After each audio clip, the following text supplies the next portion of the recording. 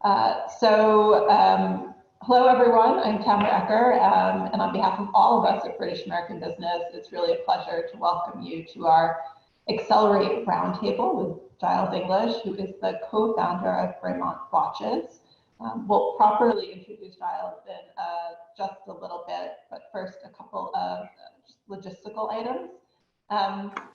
In terms of the breakdown for the next hour, we will first go around and have everyone introduce themselves. Giles will then provide some opening remarks, after which we'll open up for a discussion, moderated discussion and Q&A.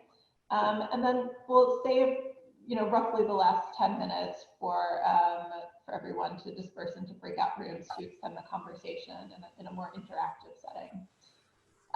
When you are not talking, appreciate if everyone would just keep their mics on mute and unmute yourself when you do have a question or comment.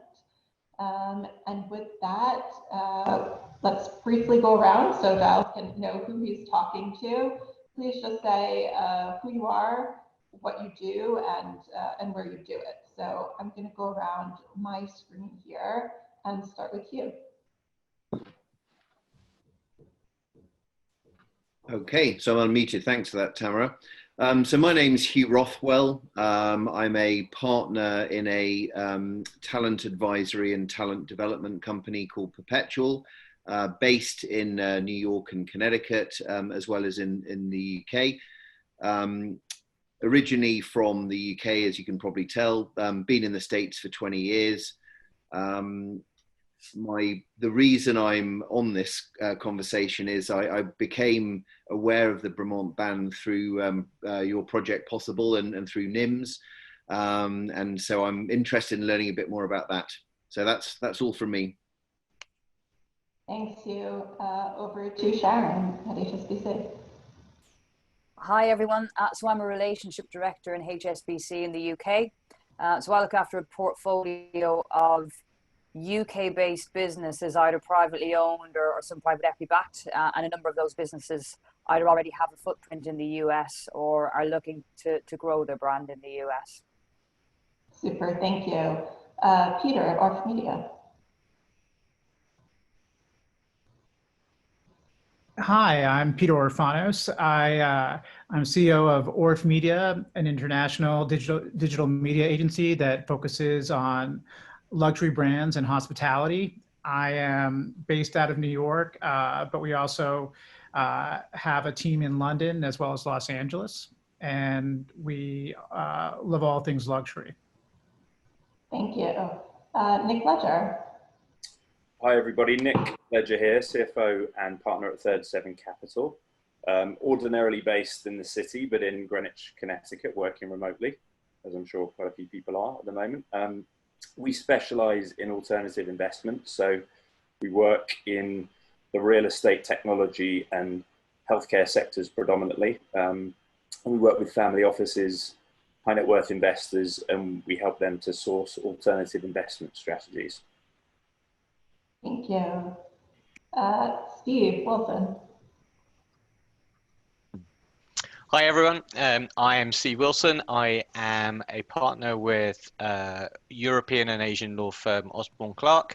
I'm based in New York ordinarily, although I'm currently in Old Greenwich. I have been in the US for 13 years, originally supposed to be here for a couple of years, that's a familiar story.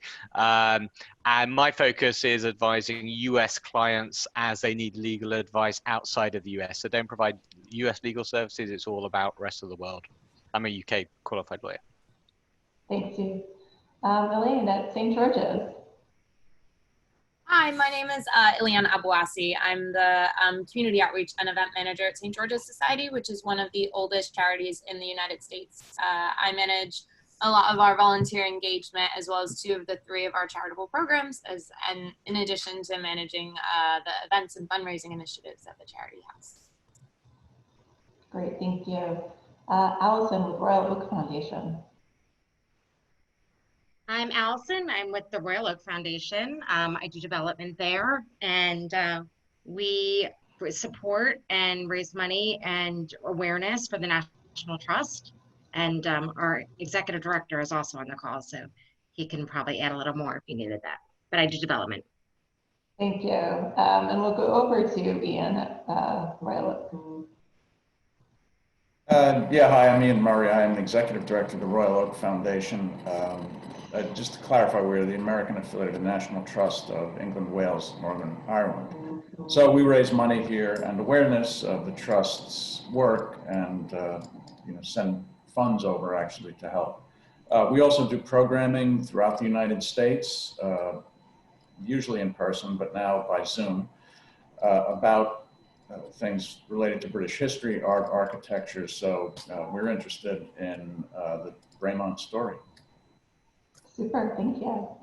Sean at Epicor. So my name's Sean Morgan. I work at Evercore ISI. It's a New York-based investment bank, and I actually do mostly equity research for LNG, which is liquefied natural gas, and also surface transportation shipping. So there's a couple of companies that we cover that are UK-based, and that's pretty much the main. We also have a UK office. Thank you. Alicia, IHG. Everybody, I'm Alicia with the Intercontinental New York Barclay Hotel. It's an IHG brand, which you'll find worldwide and everywhere. We're actually located right in the heart of Midtown East, I should say. And my focus is on group business. So bringing in groups coming in from everywhere, hosting events, galas, conferences, meetings, and super excited that we are reopening tomorrow. So hopefully we'll be doing an event soon. Good. I'm happy to hear that. Good luck. Tim Mickleborough. Hi, Tamara. My name is Tim Mickleborough. I'm the founder and chief marketing officer of an organization called the Global Marketing Exchange. Essentially, we provide a pipeline of young international marketing talent for companies, agencies, nonprofits of all sizes. Been working with a BAB team for several years now. I'm based in Wilton, Connecticut, so it's nice to see so many CT expats on the Zoom today. I'm looking forward to hearing what Giles has to say for today, because the first time I've worn my watch in his honor for a long time, and it'd be interesting to hear his view about whether people are wearing their watches more or less during the day-to-day world. Good question. Okay, moving on. Alistair, standing. So I'm an architect. I have had a practice in New York for 25 years. I've been here, like everybody else, for a lot longer than I intended. Manhattan is where my office is. I'm currently working, like everybody else, remotely in the Hudson Valley. Looking forward to hearing what Giles has to say. Incidentally, I grew up 5 miles away from where the watches are made. Thank you. Roger, ET. You're Yeah, already off mute. You're ahead of the game. Yeah, hi, I'm Roger Woodend. I'm a Vice President at BT. That's BT as in British Telecom, that many of you will know, love and know, hopefully. We've been operating in the US for over 40 years. We only work with Fortune 1000 global companies here. So I look after the New York office, and I also run a global business with our tech and media customers. Our focus is on cloud services, global network, and cybersecurity, and collaboration tools like Zoom, and bringing Zoom to life for big companies and making sure that they get a great experience. Prior to working in the US, I lived in Hong Kong, and I know the location of the Bremont store very well in Hong Kong. It's a very impressive retail store you have there, so looking forward to it today. Thanks. Thanks, Roger. Eddie Doyle. All right. Hello, everybody. Thank you for the invite. Yeah, my name's Eddie Doyle. Hey, am I the only New Jersey guy here? Did I pick the wrong side of Manhattan? So I lived in New Jersey for about 4 years. I came out to North America, to the Rocky Mountains, actually, when I was 21, just for a quick snowboarding jaunt, and met a girl. So 30 years later, I'm still here. I'm the global security strategist for a company called Checkpoint Software Technologies, which is a cybersecurity company based out of Tel Aviv, Israel. And when COVID's not on, last year I did 191 days on the road. So that's what I'm normally doing. This year, I'm making a lot of videos and talking to a lot of people over the phone. And I'm interested in this because I like high quality. The older I get, the more I like high quality stuff. So I'm really excited about this one. Fair enough. Okay, and then we have Alex Jillian. Alex, we don't have your video, but would you like to introduce yourself? Maybe not. Okay. And then we have someone on the phone. If you would like to introduce yourself. 202 phone number. Okay. If you change your mind, we're here. So I think. Yeah. Can you hear me, Tamara, or no? Okay. Yeah. Okay, good. All right. Sorry. So I don't have my video on, but yeah, this is Alex. I work at RGP, which is a former spin-out from Deloitte. I'm a big fan of all things watches and horology, and the Bremont story is, I think, super cool. I have a cousin in the Air Force who wears a Bremont, and I've always been jealous of that timepiece. So I'm looking forward to the conversation. Thank you. Thanks, Alex. Okay, and last but not least, Alan Rooney, who is our esteemed moderator for today. Alan, I'm going to hand it over to you. I'll let you introduce yourself and then kick off the session with Giles. Great. Hi, everybody. I know a bunch of you, similar story, right? Came here for a bit of college, and 23 years later, here I am in Westchester, so just over the border from some of the Connecticut guys. Wanted to thank Giles for coming on, obviously, and giving his time. This is really interesting. Right when I started my own firm about 13, 14 years ago, my first decent client was Raymond Weil out of Geneva, and then did a bunch in jewelry and stuff. And now we do some work with Watches of Switzerland and some other companies in the space. So I'm interested in this very, very deeply. And we run, by the way, a corporate law firm where we're in New York and in San Francisco and in London. And we do a lot of cross-border work, a lot of UK, US stuff, including kind of M&A, employment, contracts, that kind of thing. Anyway, without further ado, I think we can go to the man of the hour. And should I kick off with a question, Tamara? Is that how you envisage this? Yeah, I think Giles has a couple of comments, but if you have a question to get him started, please feel free. How do you want to do it, Giles? You want to go on, or you want me to start you off with something? Shall I give a bit of a background overview? Is that useful for everyone? If I just sort of tell everyone a bit about us. And well, first, thank you for getting me here. Very kind of this strange world we're in, where we're sort of presenting online. It's not your normal thing, but yeah, myself and my brother set up Bremont back in 2002. We formally set it up, but really it came from this amazing sort of father that Nick and I had. He was a PhD aeronautical engineer, brain the size of a building, ex-RAF pilot, but loved to build things. And he built a sailing boat we lived on as kids. He built an airplane we still fly, but he loved his watches and clocks. So we grew up fixing these clocks in workshops, a big workshop at home, learning to use the lathes and all of that. I had this amazing sort of upbringing. Both Nick and I went off to university. I went to study engineering and sponsored by the RAF. And one beautiful day in March 1995, Dad and Nick and I were all at the airfield together, and Dad and Nick went off to go and fly a T-6 Texan, which is a World War II aircraft. They're doing an airspace practice, and it all went horribly wrong. And Dad died instantly. They had a big crash. Nick should have died, but amazingly didn't, and broke over 30 bones, taken into Whitechapel in the centre of London, and they saved him. And that was our complete defining, changing moment in life.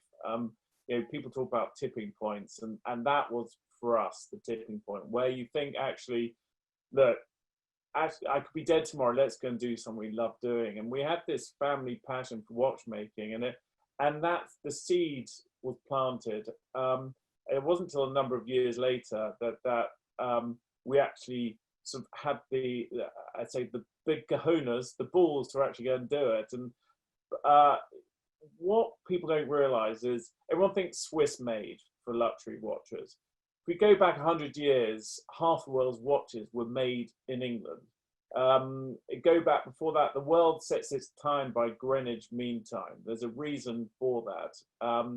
And that's an amazing story. It's in 1714, around then, 2,000 sailors were lost off the coast of England because they were coming back from a Spanish Armada and they couldn't measure longitude. You can't measure longitude without knowing the accurate time. And the government at the time said, look, we'll put £5 million reward for anyone who could work out a way of measuring longitude. And this amazing individual called John Harrison came down from north of England and spent 30 years of his life, and he created this clock that could work at sea. And that transformed the Navy. It meant they could, you know, measuring longitude, you could get to battles quicker without having to, without having the number of ships. You could transport, disseminate information. That British clock, you know, designing the marine chronometer, so grew the British industry. And so you had the sort of 1900s, all the world's great watchmakers, clockmakers were all based in London. And those early marine chronometers were 30% of the value of the whole ship. So it's we then had the Boer War, First World War, and Second World War. And if you can machine a watch, you can machine anything. We are machining in our factory at the moment to about 5 microns. A human hair is about 50 microns in thickness. So you can machine a watch, you can machine anything. So wars come along, guns, planes, engines, tanks, you name it. The watch industry got taken over. The same with the German watch industry. But the Swiss, they were a neutral country. They weren't making guns or planes, so they just carried on making watches, selling them to the British and the Germans. And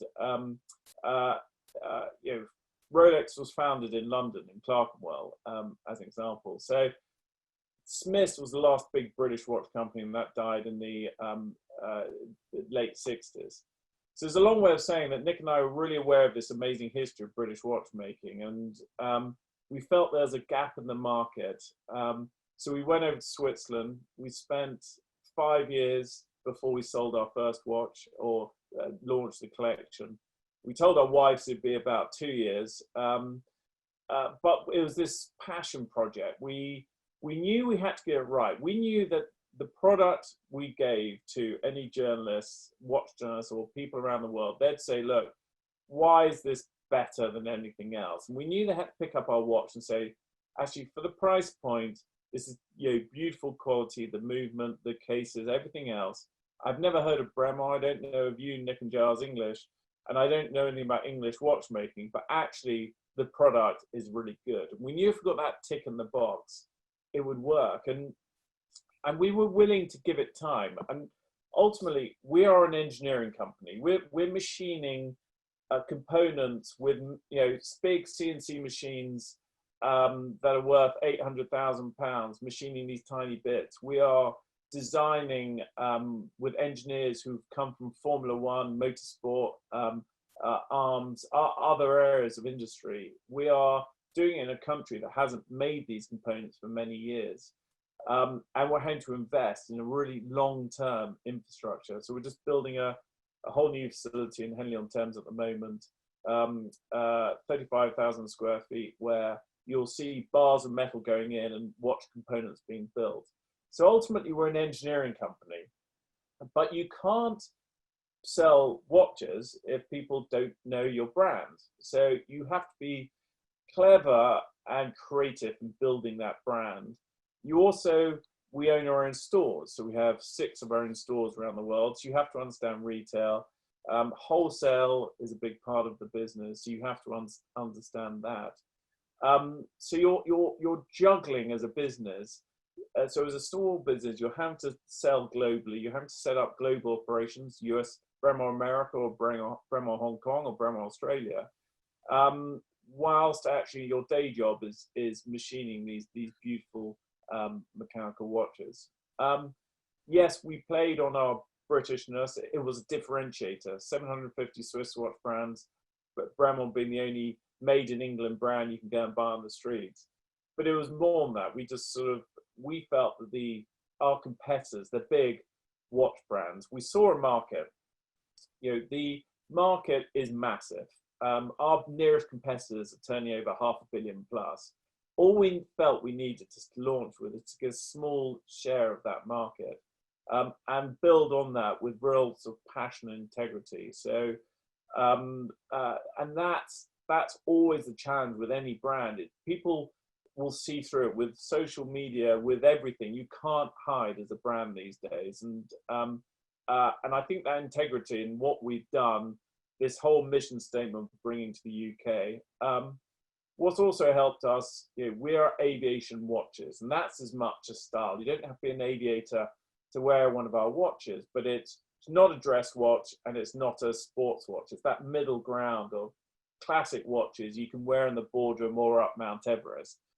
And with our partnerships, working with Martin Baker, who make ejection seats, to other military areas. So about 25 to 30% of our business now is just making for military around the world. So if you are US Navy test pilot, the Top Gun flight school in Miramar, we make all their watches, Navy SEALs to Special Forces. And that's something we're really proud of. But as an independent brand, you're out there trying to be creative. We know our bigger competitors, they've got a lot more marketing money to spend, but how can you, without having money, you just have to be more creative, and that's actually more enjoyable the way that's going. So it's been a wonderful journey. Top 10 chronometer producers in the world now. Now that not every watch brand makes chronometer rated watches, and you may have seen us in films like Kingsman or latest Venom film with Tom Hardy. That's all interesting marketing stuff. But what we're trying to do is really build a luxury brand that will be here in 200 years time. So every year you're trying to grow, you're trying to do it correctly, you're trying to do it with integrity. And it's a challenging sector to be in, but when you get it right, it's really exciting. And we're not a fashion brand. So what's working now will work next year, 10 years time. We're not trying to reinvent the wheel. This is, a watch is generally round and tells the time. But what you are doing is, I'll make that iPhone, I'll chuck away in 2 years time, and that's worth what, $1,000.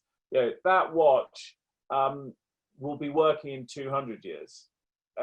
Yes, you have to service it. If it breaks, you can fix it, but that will last forever. And I always say this: 86,400 seconds in a day, and a mechanical watch will be within sort of 4 or 5 seconds accuracy. And this is something you're using day in, day out. So that's why I think the luxury watch market has continued to grow. We live in such a disposable economy now, and it's lovely being able to manufacture. England is a bit like America.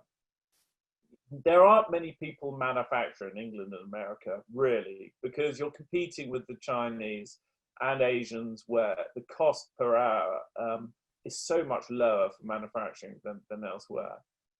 But actually, we can manufacture watches in the UK, because I'm not trying to make a widget 2p cheaper than the Chinese. So it's one area that we're proud to sort of wave that flag. And I think where economies like America and Britain, you have to specialize.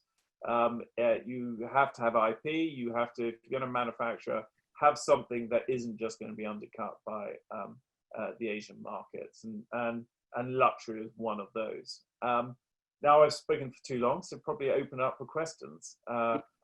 That's amazing. You actually answered pretty much all my questions. So what we're going to do is it's certainly an open mic today, and I certainly don't want to hog the airwaves. So if people have questions, they can use the little hand up thing. They can just jump in. It's super impressive, though, just to hear this, what you've done in such a short period of time. And I think, you know, that whole retail, the way you've integrated into retail and everything else, I'm curious, did you know, obviously that all cost money. Did you have to take on significant investment? Was that hard? Were there key turning points? Were like, we shouldn't do that, we shouldn't do this? Look, we've had to take on investment because we have building the infrastructure we require is very cash flow intensive. You're sitting, it may take, you know, we've been working on a new movement. It's taken 5 years so far, development on that new movement. We've been had a very supportive HSBC, has been brilliant, and obviously Sharon's on here from HSBC in supporting that. But we needed that cash flow, and it's very important for Nick and myself to get investors who aligned with what we wanted to do, and that's been key. And actually, one of our investors is a chap from Select Equity based in New York, and it's a lovely story. He called me up and kept sending emails saying, look, when you're in New York, come and visit me. I own one of your watches and I really like it. And in about 2 years, we didn't go and visit him. And I happened to be in New York, and I called him up. And I realized that his fund, at the time, is about 28 billion fund that he managed half of it personally. He said, look, I love your product, and this is something that, you know, I could hold for 30 years as a stake in it. So it's not, you can't invest in a business like us as a traditional VC play because it's too long term. But actually, as a long term investor, it's relatively low risk. Yes, you have smart watches, which is changing the market a little bit. But you could argue that's actually getting people to wear watches again where they may have not have done. And smartwatches will be integrating some of that technology into our own straps. We've just launched a partnership with Rolls-Royce Aerospace. Amazing. They're launching the fastest electric aircraft, breaking the speed record. The future of jet aviation is to have passenger jets will be hybrids. They'll have their jet engines with traditional fuel, and then electric jets. So all on taxiing on the ground and taking off will be done with electric jets. It'll reduce the fuel takedown massively. And anyway, we've created a smart strap for them. And so if you're a pilot, it will give you notifications the whole time. Change your fuel tanks, check your undercarriage, all that stuff. And so there is a bit of technology, but we are very much, it's old school cogs and gears, but every year you're making those more efficient. That's great. I think, and by the way, guys, as I said, you can use the hand function, you can chat me, or you can jump in. I think Alistair, the architect, you had a question.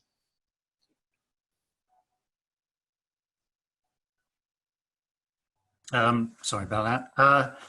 So Henley, it's not necessarily a magnet for talent. I was wondering, A, why Henley, and B, do you use local talent?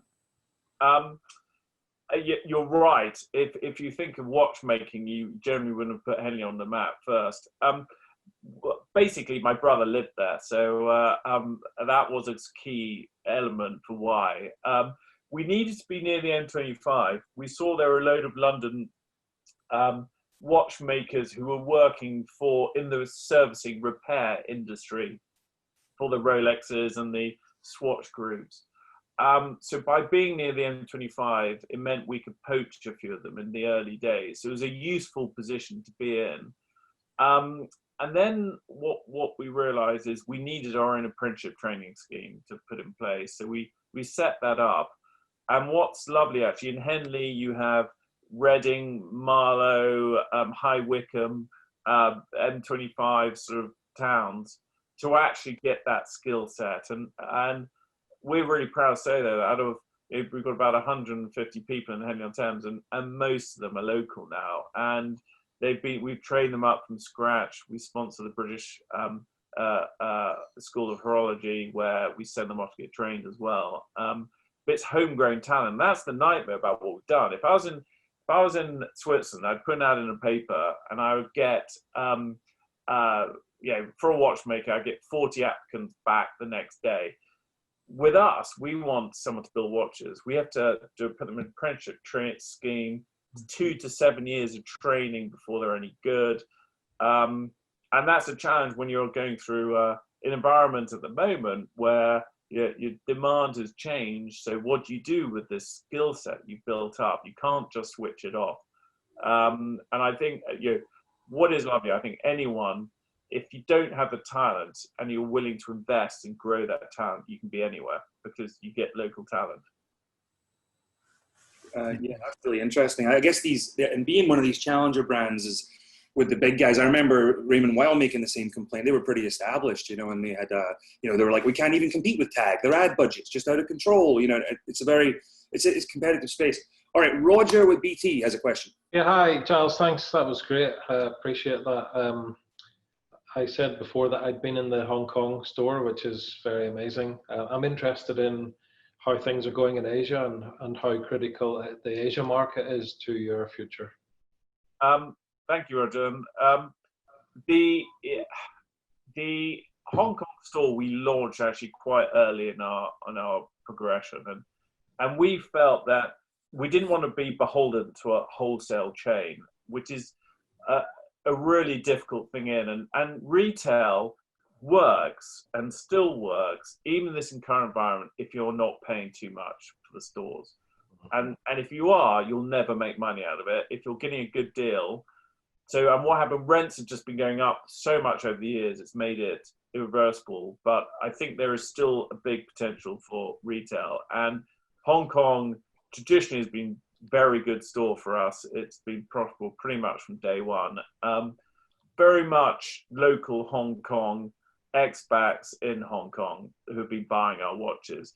What we haven't been is a Chinese brand. And what's happened even more so in the last 5 months is China is probably 40 to 50% of global watch purchasing now. And before they traveled the world, they're not traveling at the moment. So domestic growth has just gone through the roof. And I think that'll continue to happen. They won't be traveling so much. China is trying to lead a domestic economy. They don't want people purchasing the stuff from elsewhere around the world. They've increased taxes. In England, you don't get tax-free shopping anymore. So that's in the last 2 weeks, that's been reduced. So China is the future for any luxury brand, and we are very much included, and we haven't been a Chinese brand. But to do China is a lot of investment. So over the next few years, that will be a key focus for us. But it is a challenge, with no doubt. Really interesting. I was just wondering as well, you see these wonderful stores on Fifth Avenue, and we all know that the rent is really high. I mean, that's some correction maybe post-COVID. But even if a store, say, breaks even, do you think that the billboard value of that store is significant enough to kind of bear with it? I'm just curious. Well, so this is a classic. And this is where what we've been going through, you have your highs and lows. So we've got a store in Madison, and we've had it for a number of years.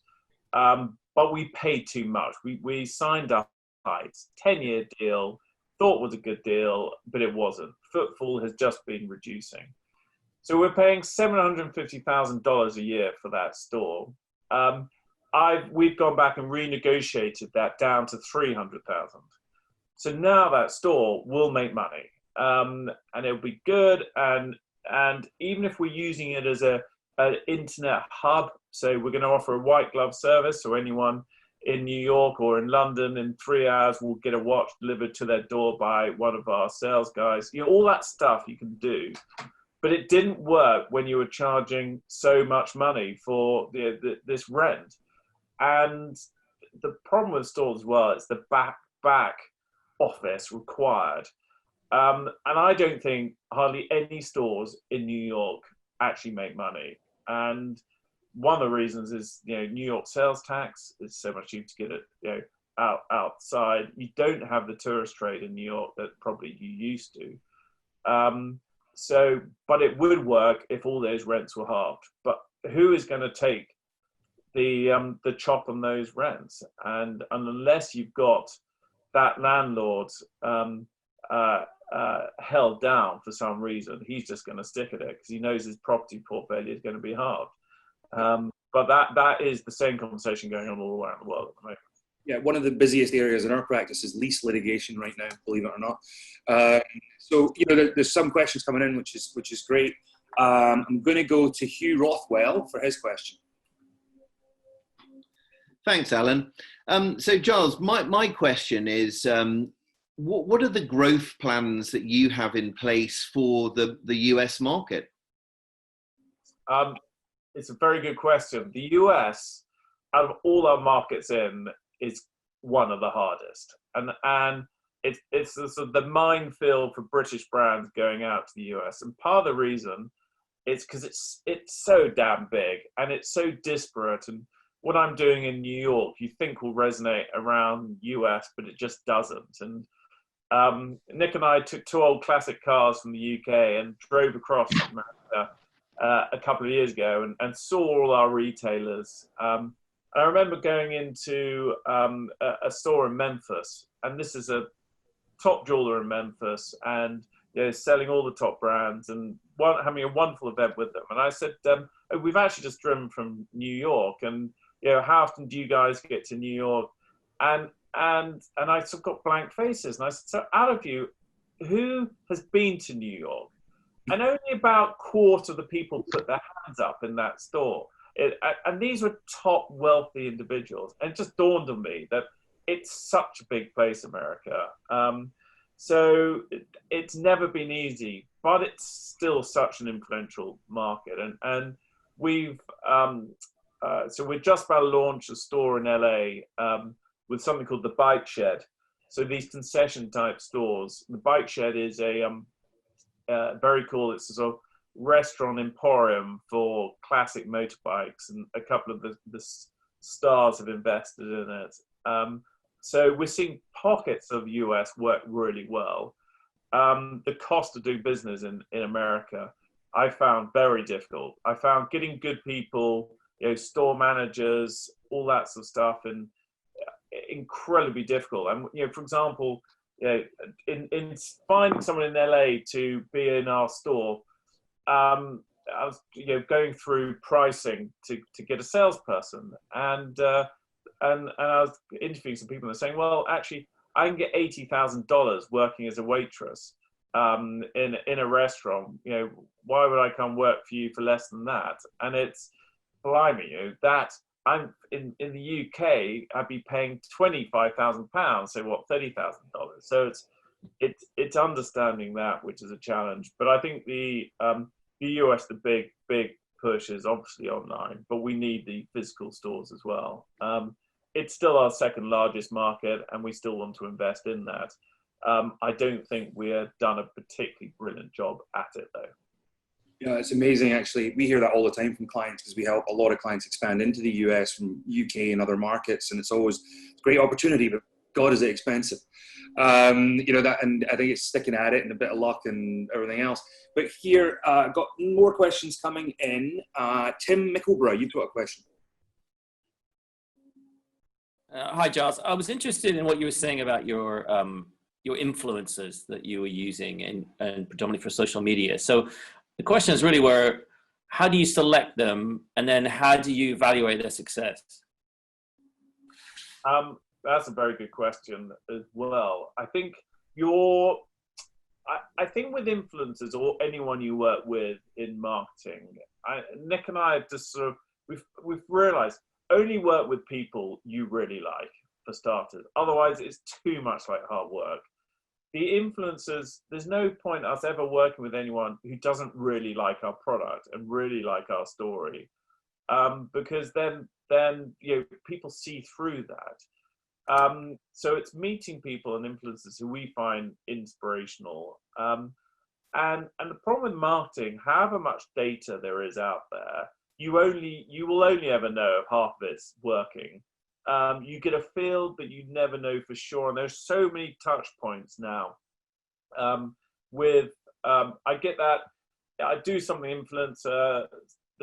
One of their followers then goes on, joins our email database. He may be on there for 3 years before he buys a watch, and we have to send the right emails that have to be on balance and on message for him to purchase. So it is incredibly difficult. But I think there are various online apps now for doing brand measuring. So not only web traffic and everything else, but is that campaign you're running touching the right points that you want to be pushing? And I think that brand measuring is becoming a lot more successful. And that is the only way of doing that is polling individuals regularly. Does that work? Talking to customers, does that person resonate with your customer? And it's very easy as a brand to sell yourself out too cheaply as well. There's someone comes with a deal, it's brilliant, that's so cheap, it looks great, and they want you as a brand to be part of it because you're building up their profile as well. But actually at those points you have to say, no, is it really bang on brand? And you have to keep smacking yourself down and not taking the easy route, because you can so easily be pushed off your brand message. So ultimately we have various core principles, and they have to be bang on right to whoever we work with.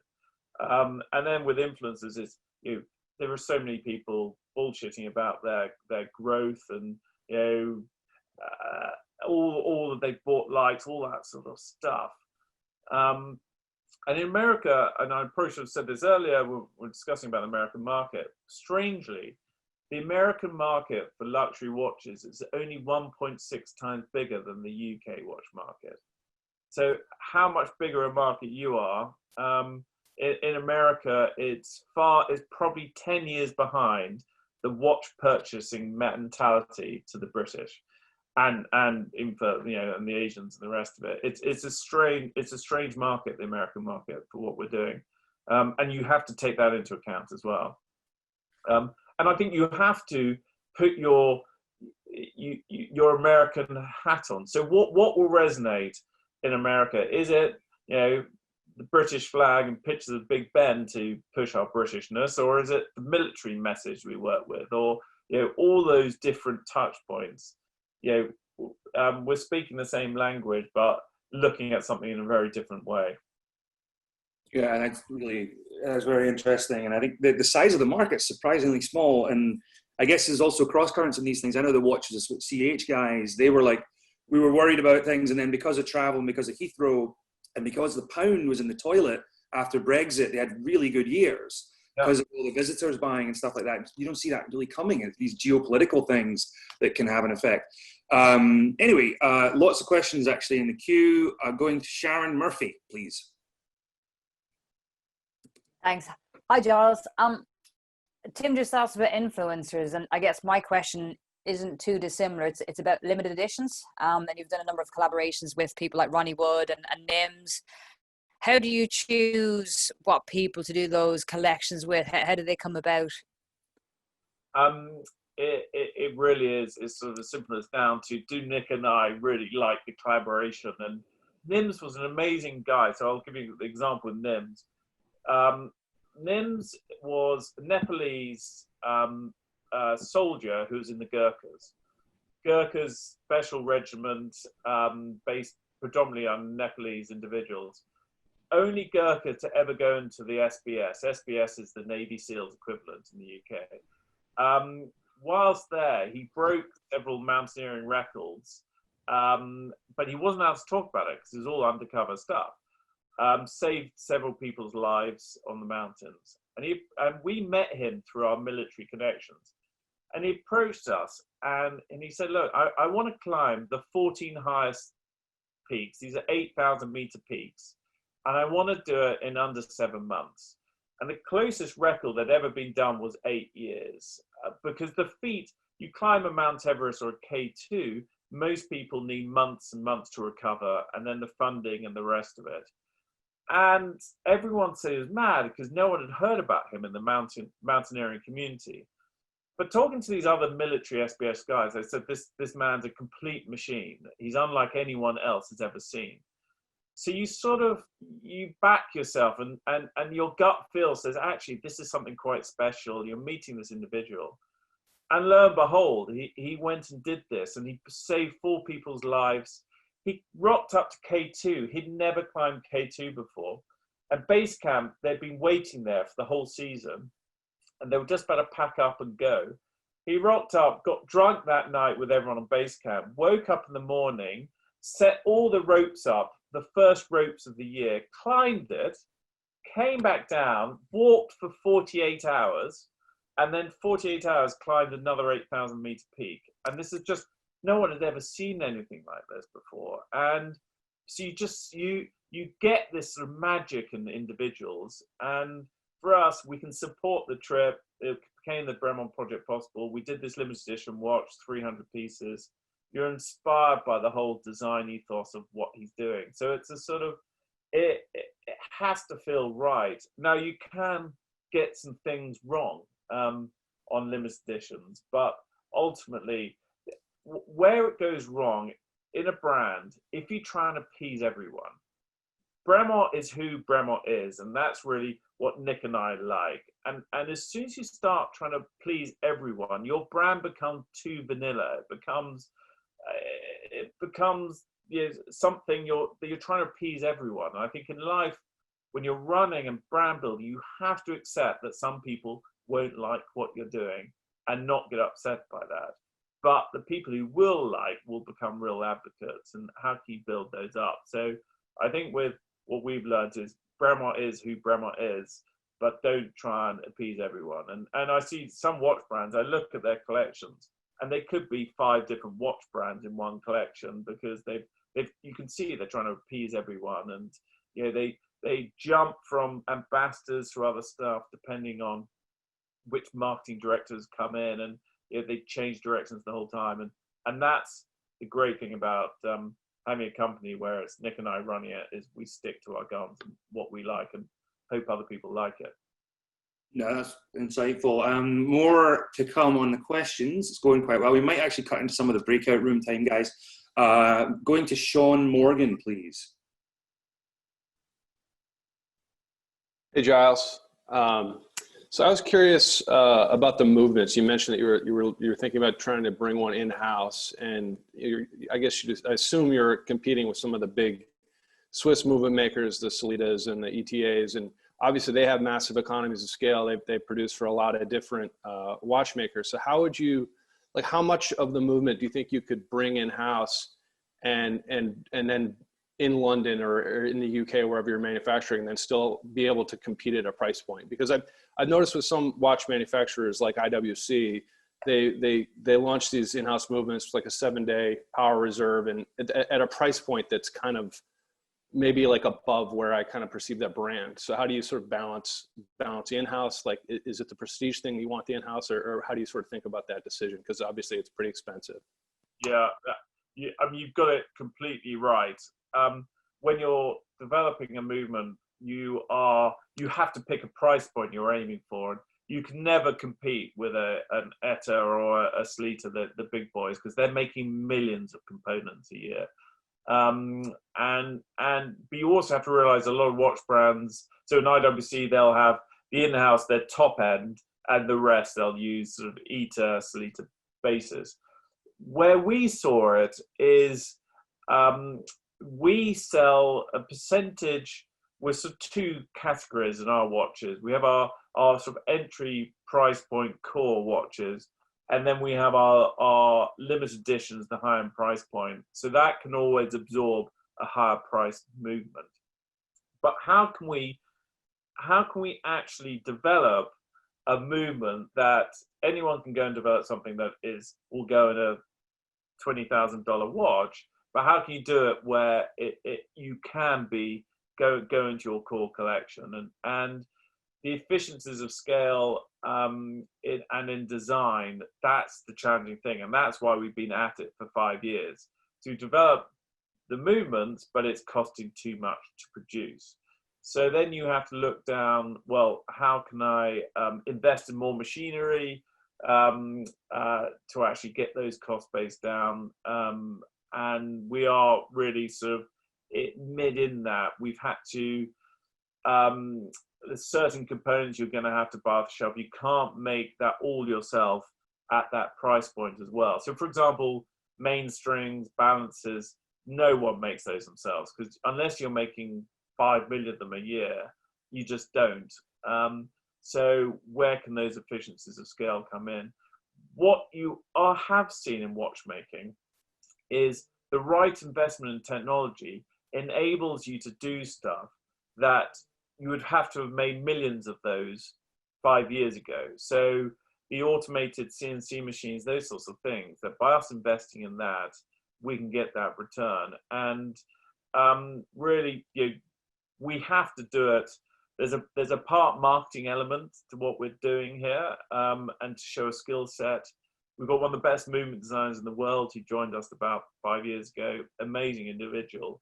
And for Nick and I, this is the thing that gives us a buzz. This is the enjoyment out of what we're trying to do.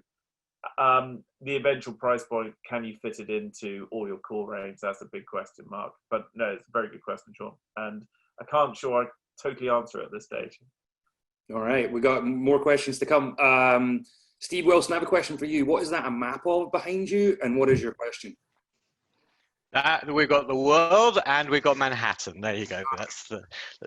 So my question, and Giles, thank you very much for this. This has been super interesting. And my question you've somewhat answered on various other issues, but when you're building a global brand, have you had to make any kind of significant adjustments, particularly outside of the UK, to kind of appease or to different cultures? And if so, kind of how has that gone, or have you very much kind of relied on your Britishness when you're selling to customers around the world? Yeah, good question, Steve. And I the answer is we haven't done, but we probably should have done more of that. And I don't think it's about changing your message.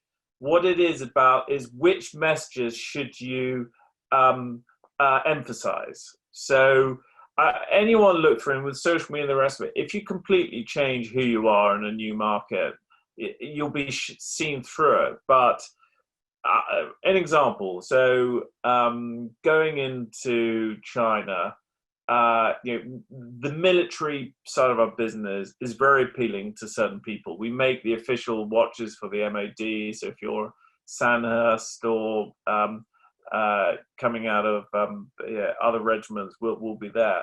You can't mention that in China. Your website will get shut down if you mention military. So you have to completely stay away from that. And then you look at the market and say, well, actually, are the Chinese, what are the core pillars of our brand? Is it the Britishness, or do they actually like the adventure? And you're realizing actually in China, there's a whole new remit of purchasers who don't want to buy what their dad had or their grandfather. They're becoming far more adventurous as individuals. They are discovering brands rather than just wanting the bling brands. So what trigger points can work? So I think it's understanding how to be a brand, what triggers in that market. In America, there is the English tongue-in-cheek. We've gone for long-form ads in the UK, brilliantly written by an agency. He's a worldwide script writer and marketing agency. They do not work in America. Americans don't want to spend that much time reading it. They want to know what's better about that thing as opposed to that thing. So it's a different. It's the same message as how you're putting it across. And I don't think you can ever do as much data as you need to be doing to actually understand that. So we're doing more and more polling individuals, and you can't ask the question, do you like that ad or not? So, for example, this agency we're working with, they were advising Unilever for Magnum ice creams in China. And they had this massive ad campaign and it didn't work. And they scratched their head saying, well, why isn't it working? and they did a whole load of polling of Chinese, and certain things. They had this woman coming up in an open top car. She jumped out and ran to the back of an ice cream lorry and ate her ice cream. The first issue was that she wasn't wearing a seatbelt when she jumped out of a car, and the Chinese found that disrespectful. Second, she ran across to the truck without shoes on, so that's just reckless. And the third, when she ate her ice cream, she ate it by herself and not with other people around her. And it took months of polling to understand that. They changed those things, and that was a massive success, that ad afterwards. So it's about that. It's the same thing, but what local nuances are you having to change? So yeah, probably answering that. All right, we've got a couple more. Try and get them in quick if we can. Nick Ledger. Yeah, hi Giles. Thank you for sharing this story. My grandfather was actually a pilot in the RAF. He was a squadron leader in the Second World War. So wow. he was making things after the war as well. So that really resonated with me. The question that I had was around the competitive landscape. So who would you say is your closest competitor, recognizing that you're an emerging brand, and how do you assess yourselves against them? Good question. I think you're assessing ourselves against the rest of the market. We feel we're the market's too big and we're too small to really get a key measure. You know, the watch market may be suffering, but actually, if we're doing a good job, we should still be growing as a brand. So that competitive landscape, I'd say, you know, in aviation watch brands, the Breitling IWCs, Panerais, it's a sort of similar mix, but these competitors are spending hundreds of millions on advertising. So positioning yourselves against them is probably slightly it's not really giving you a measure.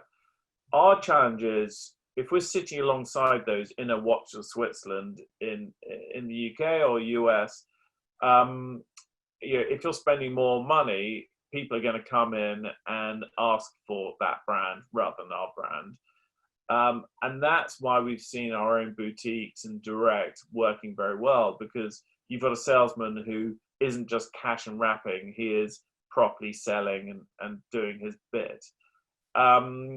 We're finding the big brands can get very lazy as well, and just rely on that big advertising and aren't innovating on the product or the product stories, which is quite an interesting one to see.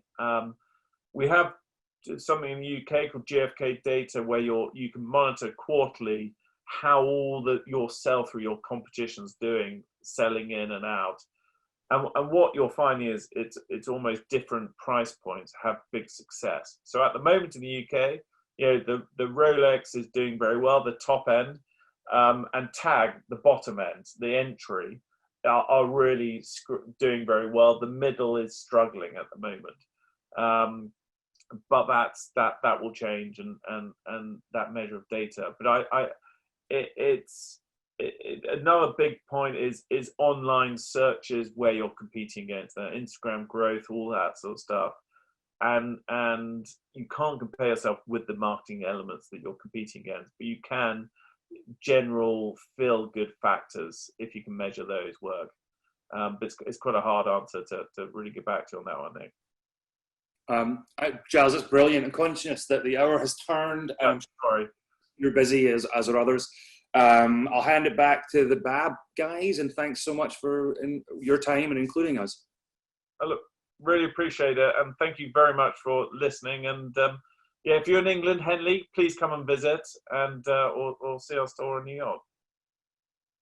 Alan, Giles, thank you so much. That was fantastic. We blew past our breakout networking, but it was well worth it to continue the conversation. So everyone, please join us for the next session. See you soon. Be well, everybody. Cheers. Thank you very much. Thank you. All right, thank you. Thank you.